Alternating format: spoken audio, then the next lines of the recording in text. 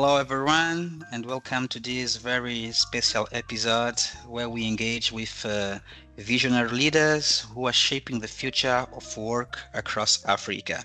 Today, I'm deeply honored to be joined by a man whose influence in the world of human resource stands across borders and generation, Emmanuel Michael. Widely celebrated as the HR celebrity, Emmanuel is not only a Mold award-winning HR thought leaders, but also one of Africa's top 8 HR influencers and one of the hundred's most influential global HR leaders. With nearly 30 years of experience, including more than 2 decades in HR leadership, he is known for transforming organizations, mentoring future leaders, and positioning HR as strategic business partner. He currently serves as Director of Human Resource at Eco Hotels and Suites, Chair of HRCI Certification Council, and founder of HR with EN. His impact can be felt from boardrooms to coaching platforms and from global conference to grassroots mentorship. Emmanuel, it's an absolute privilege to host you today. Thank you for joining us. Thank you very much, Milton, for having me. I'm excited to be on your podcast to share my experience with the Mozambique audience, and I hope that they will benefit one or two things from the conversation that we're going to be having today. Oh, wonderful. Emmanuel, we are living in an era of constant transformation, from AI integration to employee well-being and hybrid work. HR is evolving faster than ever. What are the global HR trends you believe are already shaping the African reality? And if we zoom into countries like Mozambique, where many organizations are still building formal HR structures, how can these trends be adapted without losing cultural and social relevance? Okay, thank you for that wonderful question. So, what I've noticed is that several global HR trends are shaping, especially the African HR landscape, in very real ways. And there are basically top three that I want to touch on. The first one that I want to touch on is the shift to skills-based hiring. So I'm beginning to notice that organizations around the world and companies are focusing less on degrees. So I think, either one of these global companies, consulting firms, is now focusing on hiring people with skills and paying less attention to degrees. And especially right now, because you see that AI is being utilized in several other things. So people are looking for employees that have the skills to be able to use all these new technologies to enhance and optimize the way they carry out their work. So shift to skills-based hiring is beginning to influence how African organizations think about recruitment. So as we are recruiting, we are looking for people who have the right skills, not just the degree. So you can study anything, you can have a degree, but do you have the skill that will help us get the job done? So that's one thing. And several other companies, especially like in Nigeria here where I'm operating for, are also beginning to see companies looking at skills. Currently, I'm in the hospitality sector. In the hospitality sector, the degree is not really the in thing.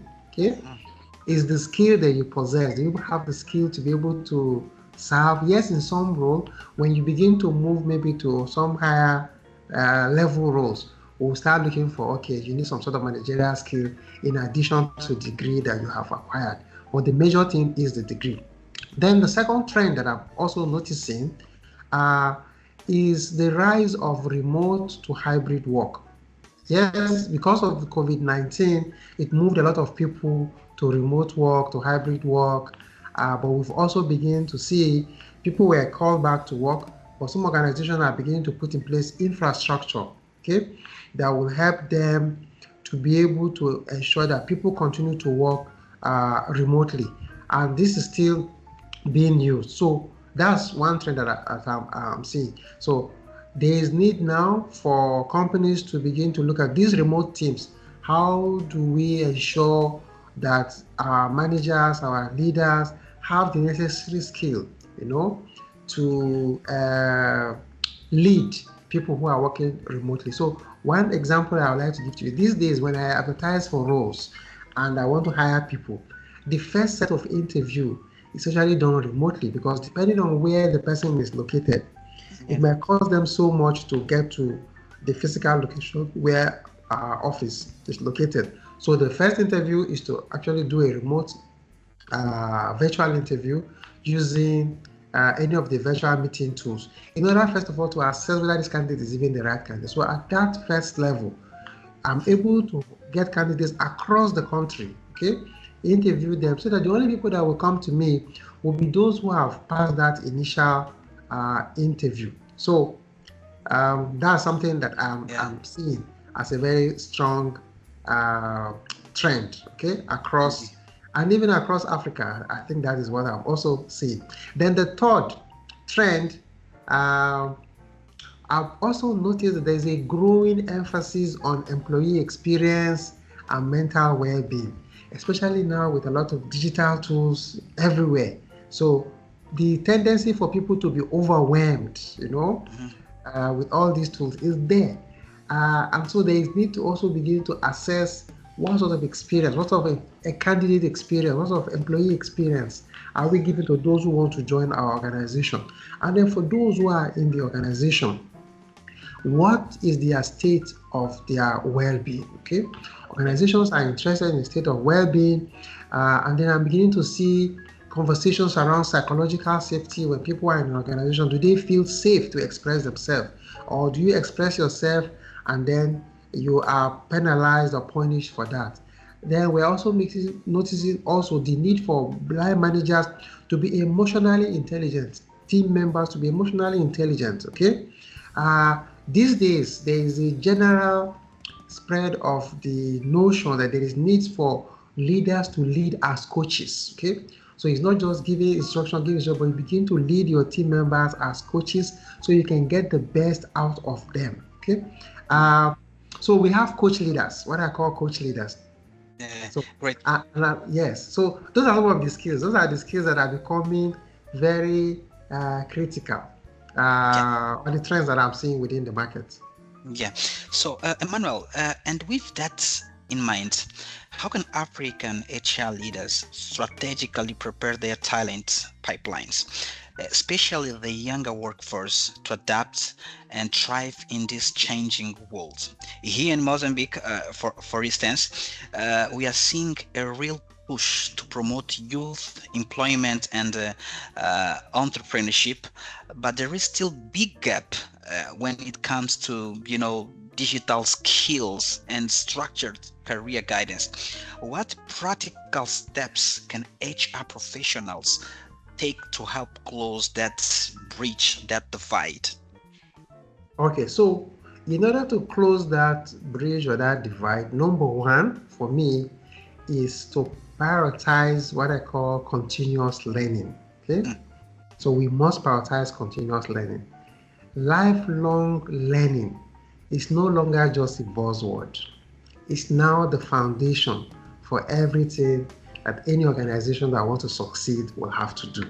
So, do you have plans to ensure that your people are continually learning, continually upskilling, continually reskilling? Is there this phrase that it says Upskilling, learn, unlearn, and relearn? Okay, so you need to continually, constantly reskilling yourself, reskilling the workforce, constantly upskilling. And the only way you can do that is by analyzing the current needs, where the business wants to get to, and then begin to invest in that. I know sometimes people will say, okay, maybe all this investing in continuous learning might be expensive, but we've also seen that with the advent of the internet, it has democratized learning such that you can actually learn for free, okay? For free in quotes, because you also need access to digital tools like data, internet, laptop, or your mobile phone. But we noticed that in Africa,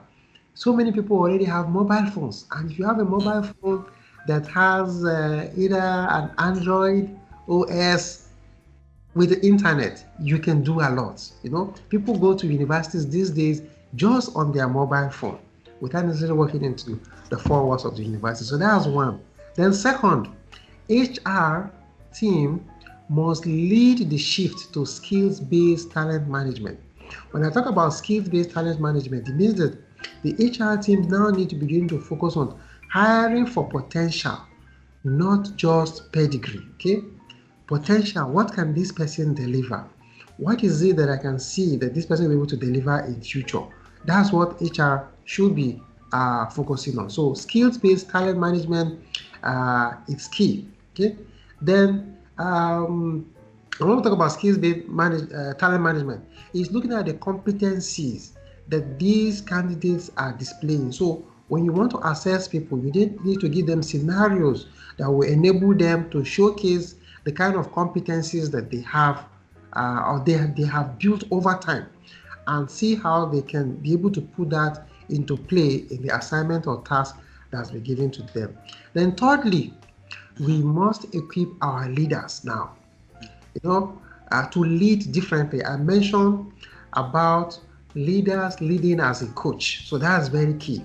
So when we say our leaders need to lead differently, the key thing that we need to be looking at is this leader. Is he an empathetic leader? Is he an agile leader? Is he a leader that can be trusted? Is he able to create that trust within the team so that they can believe that this leader is going to take us to where we are going to? And in the course of the work that I've been doing all this while, so I've also noticed that African HR managers or African leaders are beginning to embrace emotional intelligence, okay? Embrace intelligence and people-first leadership. And this is very key. So when you are focused on your people, taking good care of them, irrespective of the generations that you have in the workplace. Like today, the last time I checked, I think we have almost 6 generations. We used to say 5 generations, but you now have almost 6 generations. The current ones who are now doing, I think the Gen Alphas also, who are now doing internship in our workplaces. So that have now made it to almost 6 different generations. So you need leaders who can understand how to lead across generations and make sure that they are able to manage and get the best out of these particular people. So those are the things that organizations and HR leaders need to do in order to close the gap. Wonderful. Emmanuel, you spoke about employee experience. So across the continent, there is growing awareness of the importance of employee experience. But the real challenge is, how do we make it authentic, especially in an environment with limited resource? From your perspective, how can organizations across Africa, even smaller or families-run ones, design more woman-centered workplace that balance empathy with performance? And just to be more specific, for example, Mozambican small and medium enterprise sectors, where budgets are often very, very tight, how can we integrate experience-driven HR practice without heavy investment?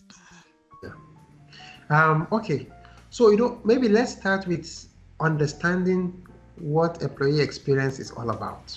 Yeah. I think that's the best place to start.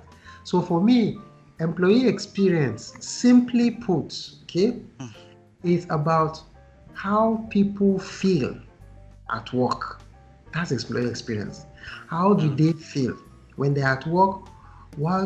How do we make them feel? What sort of feeling are they getting at that particular place of work? And it starts from the time the employee is a candidate.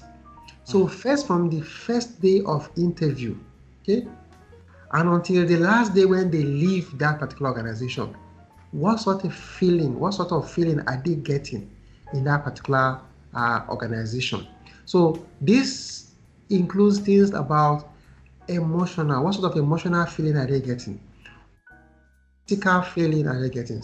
Their psychological journey within the organization. Okay. So for me, basically, in our context in Africa, when we talk about employee experience, we're talking about creating the environment where people feel safe. Okay, the environment they feel safe. They come to work, they are happy to come to work, they are not afraid. This morning I was speaking to a particular employee and their line manager. The employee was supposed to be confirmed, and the line manager says, "No, I want to extend the probation period for this particular employee." So I called for a meeting. And when I spoke with the line manager had not spoken to the staff.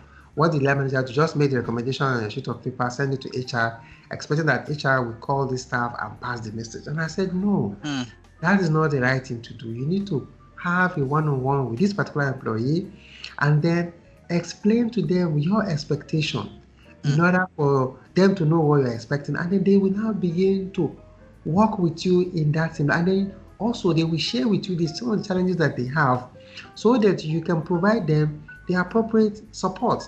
So, and when time we had this meeting, the employee was now saying that she did not feel very safe, because when she does something not too good, the way the manager shouts and screams and uses words that are not good, she doesn't feel comfortable, So the employee is not safe, and because that employee is not safe, he has now decided to be going to people outside the department to discuss about the challenge that she is facing in that particular department. So you see, so that is the employee experience that we're talking about, right? So creating that place, and then secondly is creating an environment where people feel valued. So when they've done the job, do you appreciate them?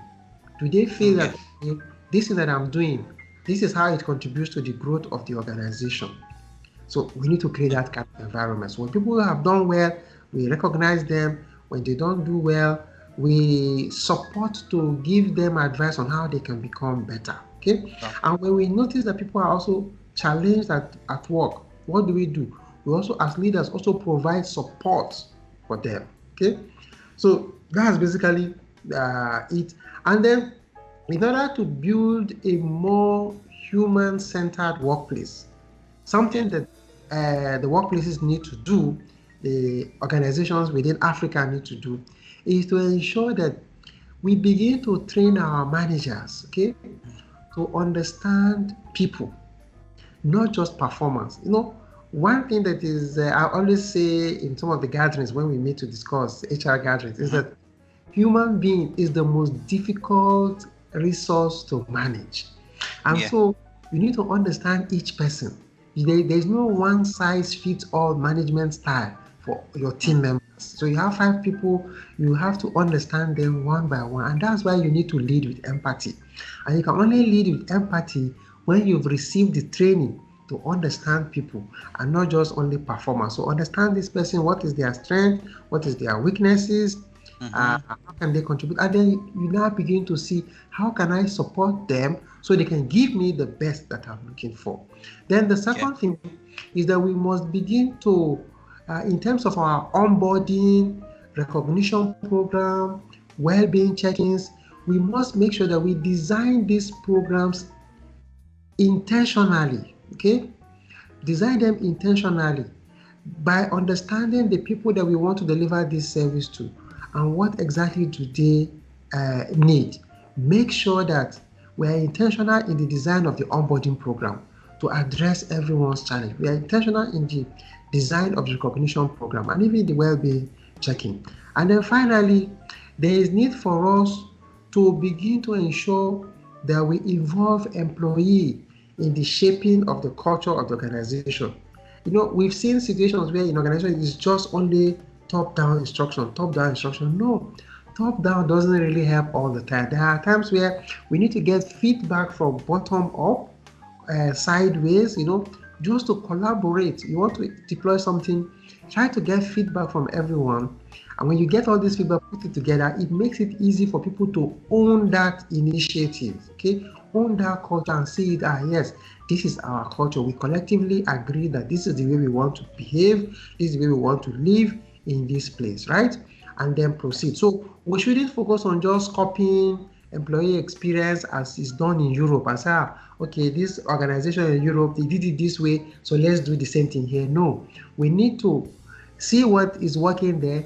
Then when we come back home, try to see how we can adapt in our own environment, and then make sure that it is tailored for our own particular workplace, and that it reflects the values of our community, the kind of respect that we, in Africa, there's a need for a lot of respect. So to make sure we do those workplaces to reflect those values, reflect those respect, reflect the resilience that we have in our people.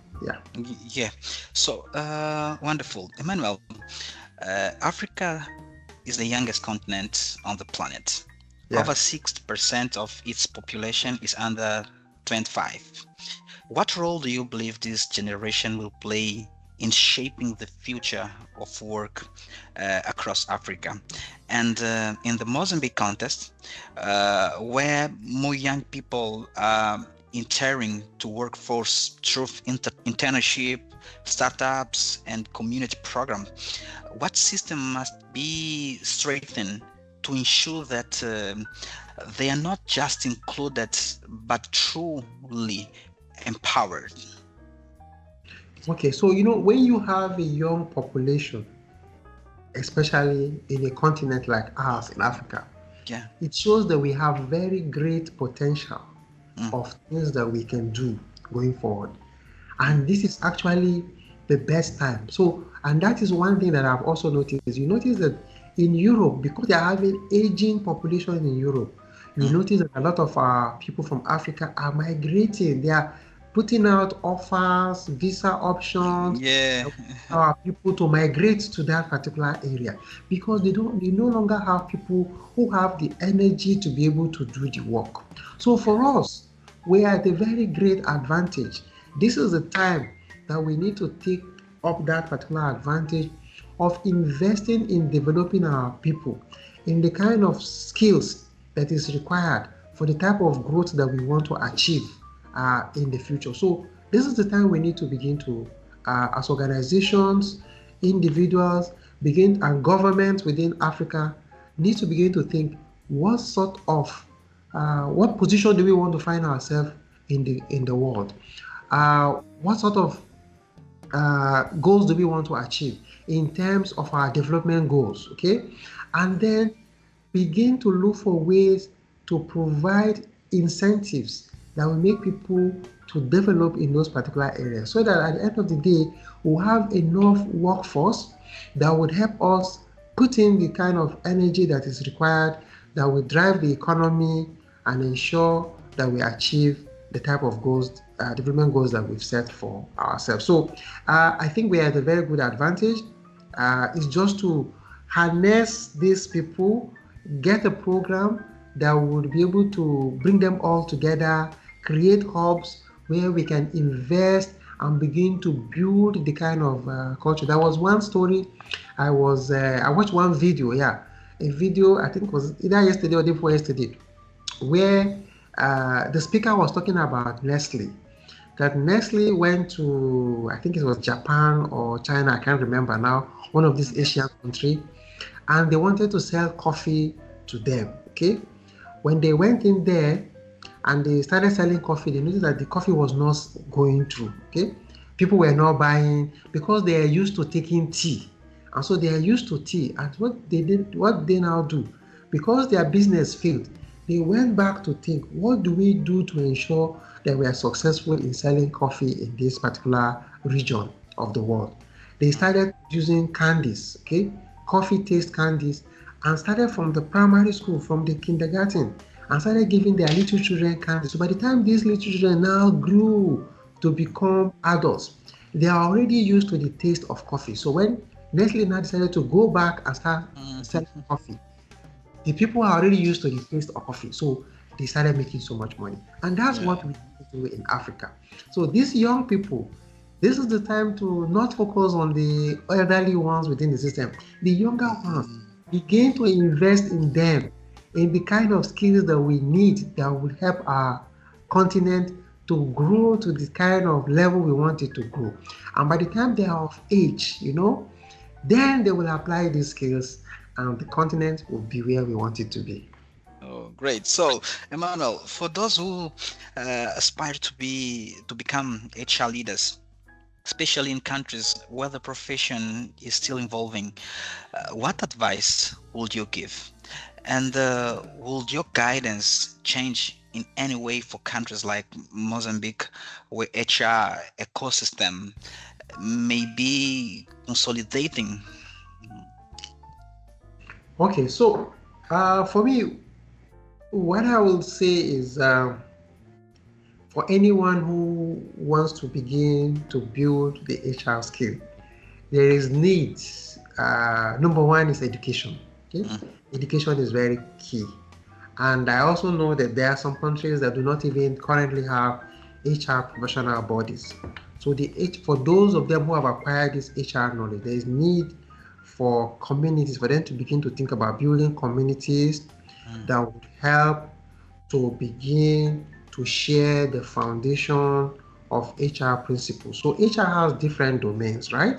Mhm. So there is need for people to understand the foundational knowledge of HR. And I think that's where we need to begin. For countries where it's completely either absent or fresh. So people are used to administration. So HR kind of stemmed out from administration to now focus on just managing people and not just managing assets and building and what have you. So there is need to create that community of practice where we begin to share learnings about HR. What exactly is HR? Okay, because in some organizations, they some organizations, people just feel that anybody can do HR. Mm. If somebody is not doing well, you send them to HR, and say go and handle HR. But that is Mm. not exactly what it is. So there is need to define what HR is, so Okay. people get to know that HR is a particular discipline that focuses on how to manage people to get the Yeah. results, or managing people to help organization achieve its goal. And so when we understand that, and there are so many things we need to do in order to ensure that these people are up to par to be able to deliver on that, and not just sitting to take instruction. HR is not a role whereby Mm. the person sits down to just take instruction and Mm. execute based on instruction. No, but HR is also part of the process that will design, depending on where you want to get to as an organization.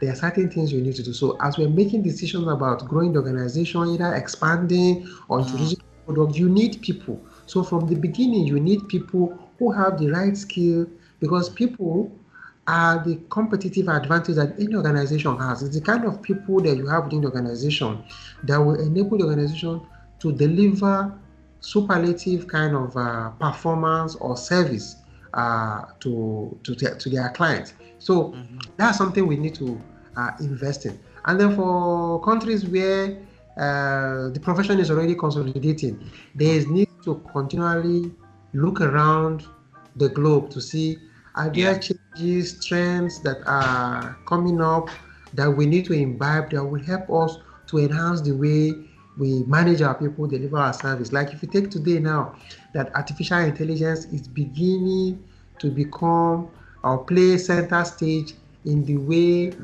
organizations run their business. It means there is need for us to begin to see, with the advent of artificial intelligence, how is it Mm. going to impact the HR profession?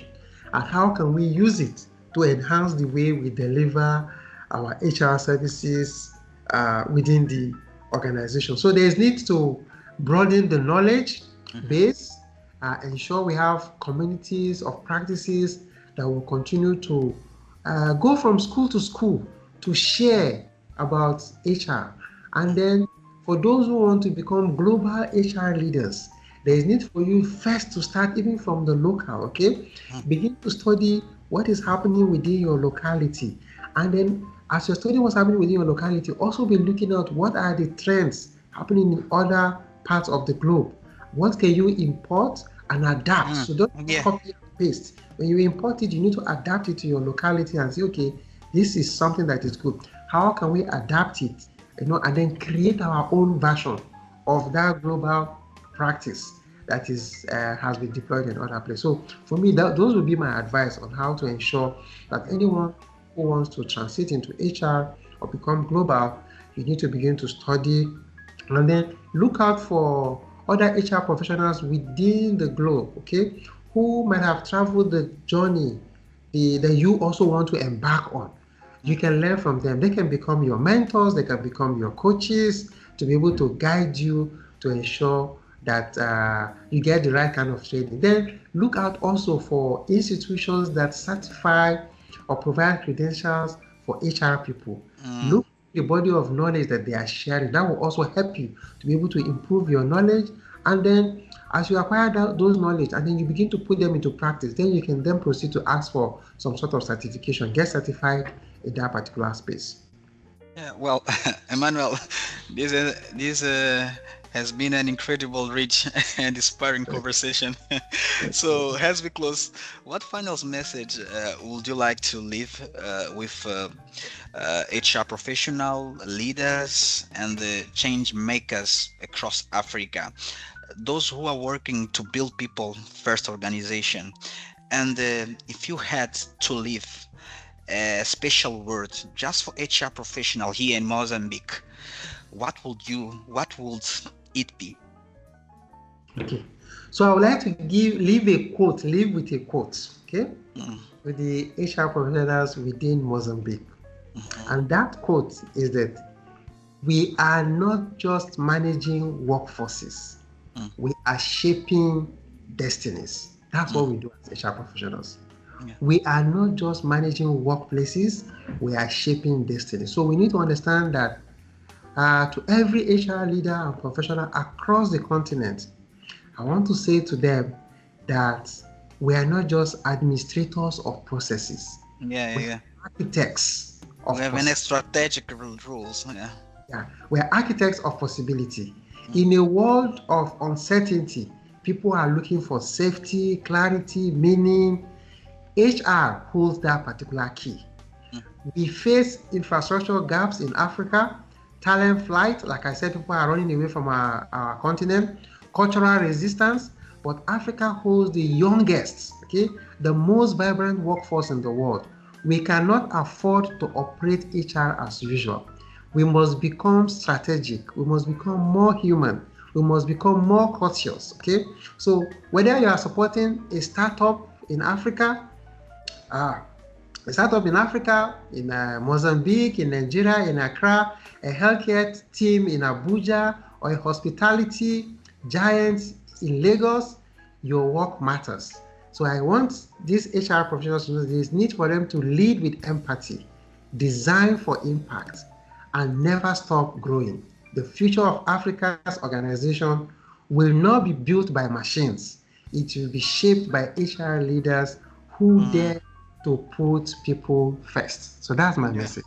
Oh, great. So once again, Emmanuel, thank you so much to accept my invitation, for sharing your wisdom and your powerful vision with us today. Sure, the future of work in Africa will be built by those who lead with purpose, develop people with intention, and place humanity at the center of every decision.